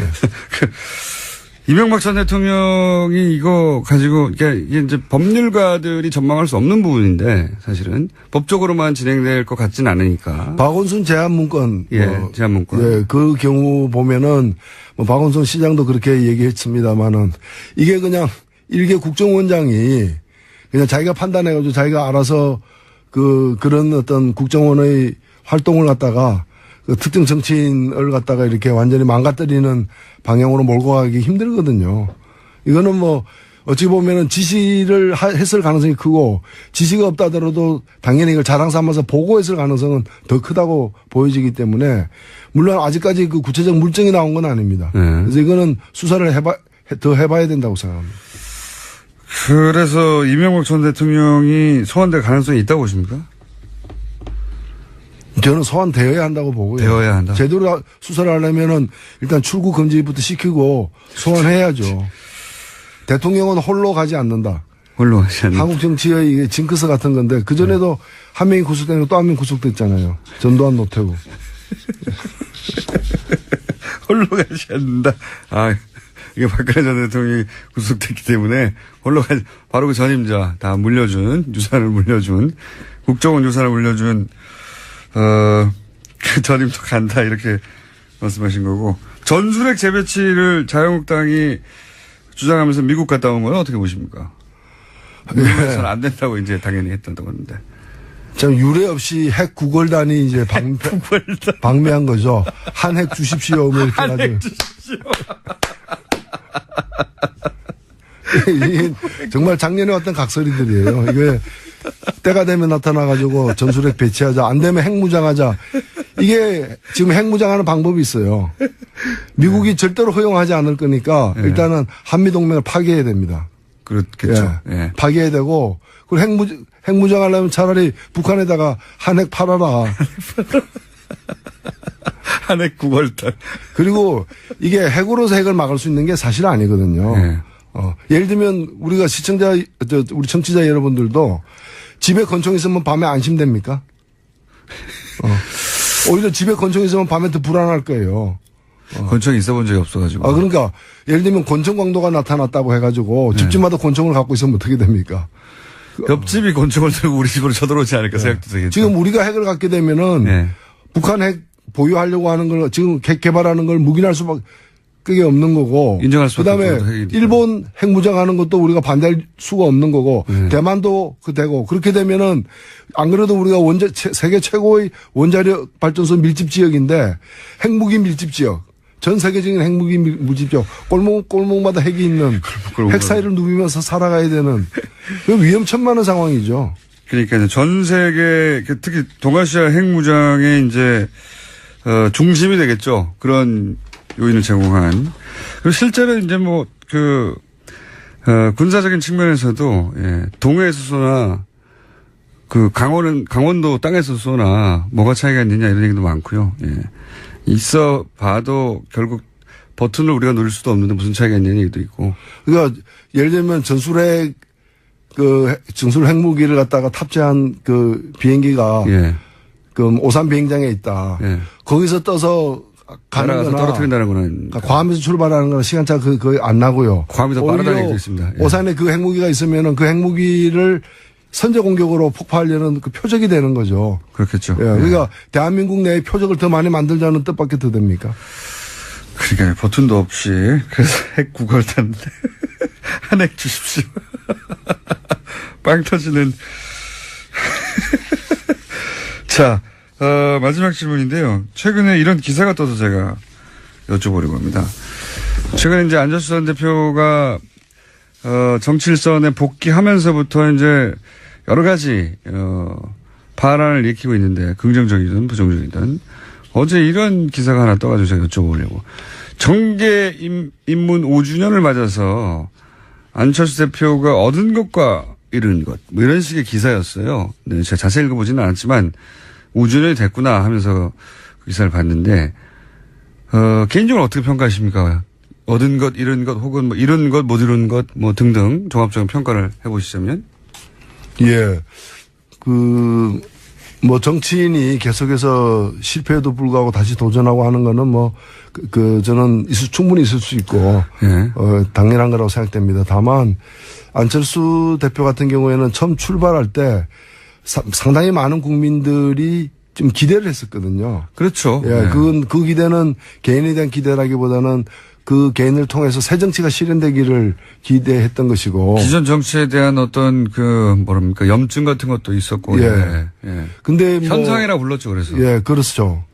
근데 지금 보면은 그 새 정치는 거의 없어졌다고 보여집니다. 안철수 대표에게 새 정치를 기대하는 그런 현상도 없어졌고요. 오히려 정치를 하면서 이렇게 여러 가지 정치의 또 안 좋은 새 정치로 씻어내려고 했던 그런 정치의 얼룩들을 오히려 더 많이 갖게 된 거 아니냐. 현상이 증상으로 바뀐. 현상이 증상으로 바뀐. 홀대론에 대해서 어떻게 생각하십니까? 요즘 물론 본인은 홀대라고 표현하지는 않지만 호남에도 이제 홀대론을 얘기하고 있고. 그분 얘기를 영남에서도 홀대. 그렇죠. 얘기하고 있고요. 얘기를 종합하면은 대한민국이 홀대를 받고 있다는 건데. 그게. 전국 홀대론이죠. 그래서 그거는 좀 제가 볼 때는 이미 다 지나간. 새정치란 게 뭡니까? 사실은 지역 편파적인 어떤 지역 감정에 기반해 가지고 그걸 정치적으로 악용한 그런 구태의연한 정치를 갖다가 벗어나자는 거 아닙니까? 근데 지금 보면은 벗어나자고 했다는 그 정치 방식 그걸 그대로 앞장서서 솔선수범해서 실현하고 있는 거죠. 개인적으로 좀 안타까운 면이 있습니다. 네. 네. 저도 기대가 많았었기 때문에 안철수 전 대표가 처음 등장했을 때 전 대표가 아니죠. 현 대표죠. 안철수 대표가 처음 등장했을 때 현상이라고 부릴 정도의 지지율 광풍도 있었고 사실 박원순 서울시장 탄생에도 크게 기여했고요. 예. 기여한 바가 많은데 최근 그러니까 5년째 지금 기준으로 보자면 그런 생각도 저는 듭니다. 최근 대선을 계속 혼자 치르고 있는 듯한 느낌? 대선이 끝나지 않은 건가 아닌가 이분 머릿속에는 계속 대결 구도 선상에서 달려가더라고요. 평행선을. 저는 그런 인상을 좀 받았습니다. 아, 대선이 안 끝났구나. 저분에게는. 그렇죠. 예. 끝없는 대선. 지금 대선 기간이 아닌데도 불구하고. 저는 5년이 또 꺾어지는 해이기도 하기 때문에 정말 한국 정치를 위해서, 정치 발전을 위해서도 그렇고 좀 초심으로 돌아가기를.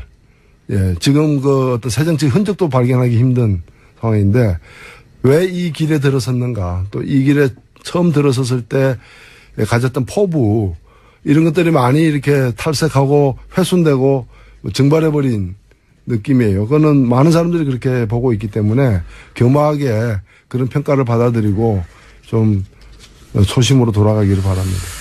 다른 것 떠나서 저는 이제 문재인 대통령에 대한 어떤 사적 감정이 어떤 결정의 에너지원이 되는 거 아닌가 싶은. 근데요. 그게 모든 건 아니지만. 제가 말씀드리고 싶은 건 두 사람이 다시 대결할 일은 없잖아요. 선거에서. 그렇잖아요. 이제 없죠, 영원히. 예. 그 현실을 인정하는 게 가장 중요하다고 봅니다. 그러니까 지금 문재인 대통령 정부가 내건 여러 가지들 중에 상당 부분은 본인이 내걸었던 거하고 같거든요. 다만 그걸 할 수 있는 권력을 갖다가 그 선거를 국민들이 이제 문재인 대통령이 주었던 것이 그렇다면은 그런 것들이 실현되는데 협조해야죠. 그게 자신의 어떤 정당성을 더 확보하는 길이라고 저는 생각합니다. 저도 그렇게 생각하는데 사람이 이제 감정의 동물인지라 물론 뭐 감정 때문에 그러는 거냐고 하면 본인은 펄쩍 뛸 일이긴 하겠지만 이때까지의 선택의 누적을 쭉 그 궤적을 보면 그런 게 아닌가 하는 의심이 좀 듭니다. 저는. 네. 자, 오늘은 여기까지 해야 될 것 같습니다. 지금까지 여러분들이 항상 기다리시는 노르가즘 다음 주에는 공개 방송으로 화요일 날 원래 수요일이거든요. 예. 근데 화요일 날 노회찬 원내대표님이 공개 방송에 나오시니까 새벽에 많이들 와주세요. 그날 뵙겠습니다. 한번 해주세요. 예, 그날 뵙겠습니다. 노회찬 원내대표였습니다. 감사합니다. 자, 이철희 의원 헬기, 중고 헬기 개입권, 구매권 관련해서 문자 많이 왔네요. 예. 제가 그거 타고 훈련했던 사람입니다. 헬기 안에 청테이프가 엄청 붙어 있어서 예, 추락할까봐 떨었던 기억이 난다고. 청테이프로 45년 된 거니까요. 자, 양지열 변호사와 공장장은 전생에 부부였습니까? 네. 부부는 아니었던 것 같고요. 예. 둘 중에 한 사람이 양반이고 또 한 사람이 머슴이 아니었을까. 제가 머슴이었을 수도 있죠. 복수할 수도 있는 거죠. 자, 그리고 그렇게 알고 싶던 문자 보내는 방법을 이제 알았네요. 예. 문자 보내는 법을 알려달라는 분이 많은데 그 정도 알아낼 수 있잖아요. 검색해 보세요. 예. 다 나와요. 그리고 이제 꼭두방 다음 주 화요일 날 하는 꼭두 새벽 공개 방송 TBS 상암 위치가 어디입니까? 인터넷에서 검색해 보십시오. 다 나옵니다. 예. 그리고 오늘도 역시 여러 가지 타임머신 문자와 상상 문자와 등등등등 오는데 그중에서 노체 남벽 정상에서 들리는 홍성택 대장님의 목소리 뭉클해집니다. 네, 도전 중이시죠? 홍성택 대장님 왼쪽 어깨에 뉴스공장 패치가 붙어 있습니다. 저희 방송에 한번 나오신 후에 정말로 패치를 붙이고 출발하셨어요. 예, 꼭 등정에 성공하시길 빕니다. 정상 등령에 도전하는 예정일은 10월 25일이어서 아직 한 달 정도 남았는데 저희가 시간이 되면 이제 가까워지면 카운트다운을 하겠습니다. 네. 여기까지 하겠습니다.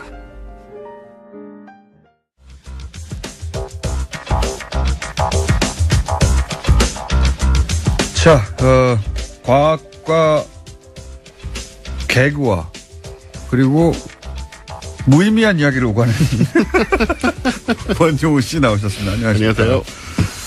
자, 지난주 우주 얘기 한번 한 다음에 네. 원래 저희가 우주 얘기로 시작했죠. 그렇죠. 네. 간만에 해서 그런지 호응이 좋았습니다. 아, 그렇군요. 정통과학을 했거든요. 네. 간만에 아무런 개그 없이. 감동적이었다는 얘기로 들었어요. 거기까지는 모르겠고요. 근데 이제 저런 건 있어요. 우리는 뭘 했나? 그렇죠? 20년 전에 발사한 사실 우리 먹고 사는 문제하고는 아무 상관이 없어요. 그렇죠. 예.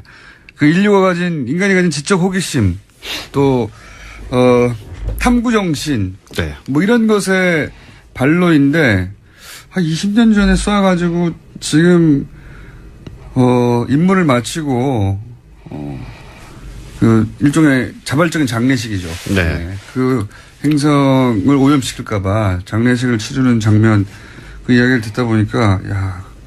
근데 거기 들어간 돈이 우리 4대강의 몇 분의 1밖에 안 된다는 걸 듣고 나니까. 몇 분의 1밖에 안 되죠. 예. 뭐 전체 했나. 프로젝트가. 그러니까 말입니다. 이게 먹고 사는 문제. 항상. 그 돈이 돼야 안 돼. 그 돈도 안 되는 걸 왜 해. 이런 얘기 참 많이 하는데, 그러니까 언젠지는 모르겠는데 어느 시점부터 우리가 그렇게 돈이 안 되는 것에 투자하는 것. 그것이 인간 본성이 가지고 있는 이제 지적 호기심 혹은 탐구 정신의 발현인 부분에 대해서도 굉장히 인색했거든요. 네. 그걸 다시 되돌아보게 하는. 그리고 사람들이 즐거움을 얻는 방식에 대한 얘기인데 사실 뭐 이런 얘기 하면은 그게 뭐 밥 먹여주나 이런 얘기 하잖아요. 예. 부동산 가격이나 좀 알려줘. 예. 뭐 집값 올라가 떨어져. 이 얘기만 꼭 필요한 게 아니거든요. 그런 우리가. 얘기 많이 하는데 우리가 그렇다고 그 사람들이 밥만 먹고 사느냐. 술도 마시고 예. 또 뭐 게임도 하고 뭐 별의별 먹고 사는데 관련 없는 일을 하면서 살고 계신데. 인간의 본성이라는 게 사실 단순하지가 않은데. 그렇죠. 복잡한 것인데 이런 이야기, 이런 것들을 우리가 추구하지 않은 채 살았다. 너무 오랜 네. 기간. 자, 오늘은 무슨 이야기입니까? 오늘은 취업 관련 정보를 하나 알려드리려고 하는데요. 네. 최근에 미항공 우주국 나사에서 네. 채용 공고를 냈어요. 이게 네. 뭐냐면 플래네터리 프로텍션 오피서, 한국말로 하면 행성 보호관 한 명을 모집한다. 행성 보호관이라는 게 뭐 하는 겁니까, 이게? 네. 그래서 이제 행성을 되게 어떻게 궁금해지는 거죠. 그게. 행성을 어떻게 보호한다는 거예요? 연봉도 높아서 한 1억 4천에서 2억 1천만 원 사이로 책정이 돼 있어요. 하고 싶나, 행성 보호. 네. 이게 제가 오늘 공고를 보고 왔는데 원래는 7월 13일부터 8월 14일까지 한 달 동안 신청받는 걸로 돼 있었는데 네. 아직도 페이지가 열려 있는 걸로 봐서 채용이 안 된 게 아닌가 싶고. 적임자를 못 찾았다는 얘기겠죠. 네. 신청자가 없을 리는 없고. 그래서 우리 미국 에서도 많이 들으시잖아요. 그러니까 네. 미국 시민권자는 신청할 수가 있대요. 이 자격 요건이 뭡니까? 그리고 무슨 일을 하는 거죠? 일단 행성을 보호할 수 있는 능력을 가져야 되지 않나 생각이 드는데 그 능력이 뭔가? 어벤져스, 토르 이런 그 정도 돼야 되는 거 아닙니까? 그래서 이 정체가 뭐냐는 걸로 처음에 뭐 미국 언론도 좀 떠들썩했던 거예요. 네. 도대체 무슨 일을 하는 거냐? 네. 그러니까 외계인이 침공해 오거나 뭐 소행성에 떨어질 때 충돌해서 혼자 지구를 한 명만 뽑아요, 그것도. 슈퍼맨을 1억 5천에 고용하면 너무 싸지 않습니까? 그러니까 그런 점들이 이제 한 명만 공개 채용을 하고 있는데 뭐 그렇다면 이제 이런 슈퍼맨이나 아이언맨 같은 사람을 나사가 실은 이렇게 공개적으로 쓰고 있었던 것이냐? 네. 실제로 그런 얘기가 굉장히 많이 오고 갔어요. 그러니까 단어 자체가 행성을 보호한다니까. 네. 행성을 보호할 정도의 능력이 있어야 될 것 같고. 그러니까요. 그러면 최소한 아이언맨 아니면 인간이 아닌 슈퍼맨이나 토르 이 정도 돼야 되는 네, 것 같아요. 배트맨으로 부족합니다. 배트맨은 안 배트맨 되죠. 부족해요. 배트맨은 도시 하나 정도 보호하는 거예요. 그렇죠. 예. 안 돼요, 배트맨은.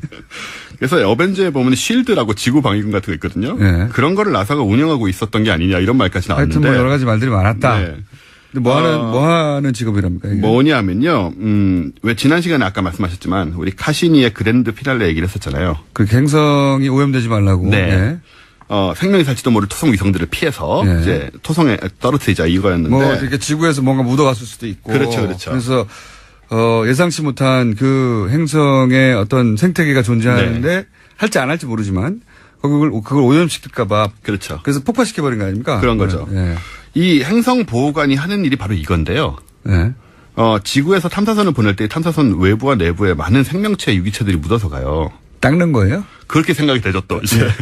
그러면 이제 지구를 지키는 게 아니고 나가는 걸 이렇게 가가지고 혼자서 예, 닦는 로켓을 거야. 닦는 거냐고 생각이 되는데, 물론 그런 건 아니고, 그러면? 전반적으로 이것을 관리하는 그 플랜과 프로젝트를. 어떻게 지구의 물질이 행성 탐사선에 묻지 않도록 오염되지 네. 않도록 하는가? 그런 부분들을 연구하고 이제 실행하는 그건 그런. 닦는 거 아닙니까? 그러니까 결국 닦는 닦아야지. 거는 본인이 하는 것 같진 않고, 닦기도 해야겠죠. 예. 요걸 닦아서 해결할 것이냐, 뭐, 증류수를 뿌릴 것이냐. 네, 여러 가지. 등등. 예. 그런 걸 이제 파악을 하고 예. 하는 일인데, 이게 왜 이런 걸 해야 되냐면, 우주 공간에 나가면 막 붙어 있는 게 다 죽을 것 같잖아요. 겉에 붙은 건 적어도. 근데 그렇지가 않습니다. 무중력 상태임에도 불구하고. 네, 우리 지난번에 뭐 뜨거운 바다에서 사는 뭐 생명 얘기도 했는데. 그렇죠. 이 생명력이 강한 동물들이 굉장히 많은데 그 중에 제가 오늘 소개할 그 동물은 물곰이란 거예요. 물곰. 네, 물곰 완보 동물이라고 하는데 왠지 느낌이 친근한데, 물곰. 굉장히 귀엽게 생겼습니다. 길이는 1mm니까 굉장히 작은데 1mm. 얘는 불사신입니다, 말 그대로. 진짜로요? 예, 진짜로 거의 불사신인데 좀 설명을 드릴게요. 어떤 의미에서요? 일단 우주의 온도가 거의 절대 영도에 가까운 영하 270도거든요. 네. 거기서 생존할 수 있고요.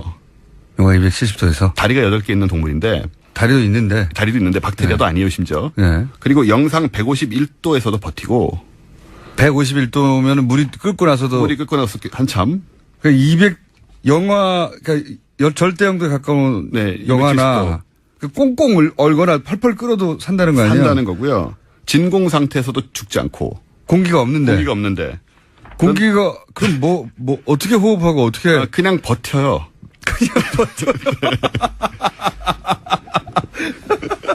아니 이거는 과학적으로 확인된 거죠? 네, 확인된 건데 이제 예. 그 정도가 아니고요. 사람 치사량의 1000배의 감마선을 쪄도 죽지 않고요. 그럼 핵폭탄이 터져도 안 죽는다는 안 얘기는. 죽습니다. 만약에 그 한가운데만 있지 않으면. 네, 그 핵폭신문만 있지 않으면 네. 그다음에 몸의 수분이 평소엔 80%인데 0.05%만 남아도 삽니다. 수분이 다 빠져나와서 산다. 예, 근데 사실 0.05%란 거는 우리가 저 마른 오징어도 그거보다 수분이 많거든요. 그렇죠. 예, 그 상태가 돼도 살아남는 미이라 거고. 상태인데. 그건. 네, 살아남고 그다음에 자연 상태에서 평균 수명은 150년인데 이론적으로는 2000년을 살 수 있다고 해요. 이야. 그러니까 불사신이란 말이 무색하지가 않은데. 물론 우리가 잡아서 꾹 누르면 죽겠죠. 그렇게 하겠죠. 그런 외압이 없는 상태에서는 평균 150. 예, 이론적으로는 2000년. 이론적으로 2000. 불사신이란 말이 괜한 말이 아니고요. 그래서 얘를 가지고 실험을 했습니다. 2007년 9월에 ESA 유럽 우주국에서 네. 실험 위성의 물곰을 우주공간 바깥에 내놔버렸어요, 그냥. 그냥. 예, 그냥 아무런 보호 장비 아무런 없이. 보호 장치 없이. 물건 나가. 그리고 무중력 상태 내보냈다 이거죠. 네. 실제로 그렇게 살 수 있는가. 예, 그리고 10일 동안 이제 진공에 노출을 시켰는데 10일 동안. 영하 270도의 진공에 노출시켰는데 멀쩡하게 살았고 지구로 귀환한 다음에 이제 또 생존했고 번식까지 하는 등 야. 전혀 데미지가 없었다. 진짜 불사신 맞네요. 불사신입니다. 그러니까 이런 생물들이 있기 때문에 물곰에게 배워야 되겠는데요? 이거 예, 어떻게 가능하지? 그냥 뭐 우리가 배워서 되겠습니까? 이거 아무데나 온 지구에 다 있는 거예요? 예, 이슬 같은 데 안에 살고 있어요. 조그맣기 때문에. 그럼 지구에도 있고. 굉장히 많습니다, 지구에. 종류도 굉장히 많고. 이야. 물곰류가. 아주 그러면 많죠. 이런 게 예를 들어서 이런 뭐 어떤 경로를 거치든 탐사선에 그렇죠. 안 보이는데 붙어 있다가 네. 글로 옮겨진다든가 하면 그쪽 거기서 번식을 시작하고. 생태계에 어떤 영향을 미칠지도 모르고. 네. 아니 오히려 물곰을 이 탐사선에 싣고 가서 막 뿌려야 되는 거 아니에요? 그게 이제 관점의 차이인데요. 네. 우리가 화성 탐사를 했잖아요. 네. 화성 탐사에 대해서 이제 그 얘기가 있었어요. 만약에 생명체가 있을 가능성이 굉장히 큰데 여기가 만약에 우리가 이런 걸 가지고 착륙시켰을 때 일단 생명체들을 얘네들이 죽이거나 이런 일이 벌어질 수 있잖아요. 거꾸로. 네. 그럼 그리고 물건이 이게 번식하면서 지구에서 기원한 건지 아닌지 모를 수도 있고. 그렇죠. 영구적으로는 그런 오류가 생길 수 있고 네. 생태계적으로는 얘가 가서 거기를 이제 파괴하고 이제 거기 천적이 돼가지고 거기 생명체들을 죽여버릴 수가 있는. 혹은 거기서 뭐 어떤 작용에 의해서 어마어마하게 큰 물범이 된 다음에 지구로 날아 들어와가지고 예. 나를 왜 거기다 버렸어? 나쁜 지구인들. 네, 아하. 그런 상황들이 있고 이제 화성 같은 경우는 지금 문제가 뭐냐면 마션 영화 보셨잖아요. 네, 마션. 마션 영화를 보면서 대부분 생각하지 않는데 그게 우리가 가서 화성을 완전 오염시킨 거거든요. 화성의 관점에서 보면 그렇죠. 예, 그 화성에 생명이 있다면 굉장히 큰 문제가 정말 큰 문제가 생긴 거예요. 네. 우리가 거기서 그분이 이제 살아남으려고 그 대소변을 파내가지고 감자 심고 거름으로 줍니다. 네네. 그 대소변에 있던 미생물로 감자를 키운다는 얘기인데 그 미생물이 전부 이제 화성청에 퍼진 거예요. 그렇긴 한데 지구의 관점에서 보자면 화성에 오염시키러 가는 거죠, 실제로는. 네. 연구하러 가는 게 아니라 사람이 살 수 있도록 우리 관점에서는 지구화하는 거고 화성의 네. 관점에서는 오염되는 거죠. 그래서 그 문제에 대해서 지금 문제 제기가 상당히 좀 시작이 됐어요, 과학계에서. 그래서 이거는 화성에 생명이 사는 경우에는 화성을 침공하는 거다, 결국은. 맞죠? 예. 예. 침공하는 거라고 해서 지금 과학계 일각에서는 화성에서 박테리아 하나라도 발견되면 전부 철수해야 된다. 더 이상 개발하지 말고. 그거는 저런 거 갖고 비슷하군요. 예전에 그 그 댐을 건설할 때 네. 댐이 자연을 파괴한다는 쪽도 있었지만 자연보호 운동의 한 갈래 중에 이런 것도 있었거든요. 자연을 우리가 인간이 잘 이용하면서 살 수밖에 없다. 네. 어떻게 자연 그대로만 놓고 원시 상태로만 살아갈 수가 있냐. 이미 그 시절은 지났다. 뭐 이런 네. 절충주의가 있었는데 그런 비슷한 논쟁이 여기서 벌어질 것 같은데. 그렇죠. 그게 이제 우리 행성 바깥에까지 우리한테 그런 권한이 있느냐. 이제 이런 윤리적인 문제도 있는 것이고. 그쵸. 화성에 그런 도덕적 판단 혹은 윤리적 판단을 할 생명체가 없다면. 네, 생명체가 없다면 사실 상관없어요. 네. 우리가 사는 게 급한 게 아닙니까, 일단. 지구인들이 살아남는 게. 그래서 이제 이렇게 그걸 생각할 확인하려고 수도 있고. 노력을 하는 것이고. 그럴 때 유기체들이 탐사선에 묻지 않도록 하는. 네. 주로 이제 나갈 때 문제, 들어올 때도 신경을 쓰지만 네. 들어올 때는 묻혀 들어올 수 있잖아요. 근데 사실 이런 건 좀 부러운 게 여기까지 고민해 준다는 거죠. 바로 그 점입니다. 네, 여기까지 고민해 준다는 겁니다. 네, 기술을 넘어서서 네. 과학이 거기까지 갔어요, 이미. 세계적으로. 이런 사려 깊음이란 이런 게 되게 아쉬운 부분. 우리는 뭐 가지도 못하는데 이런 사려 깊음이 있겠습니까, 지금 현재. 과학이 이런 일을 하고 있습니다. 네, 자. 많이들 지원하시기 바랍니다.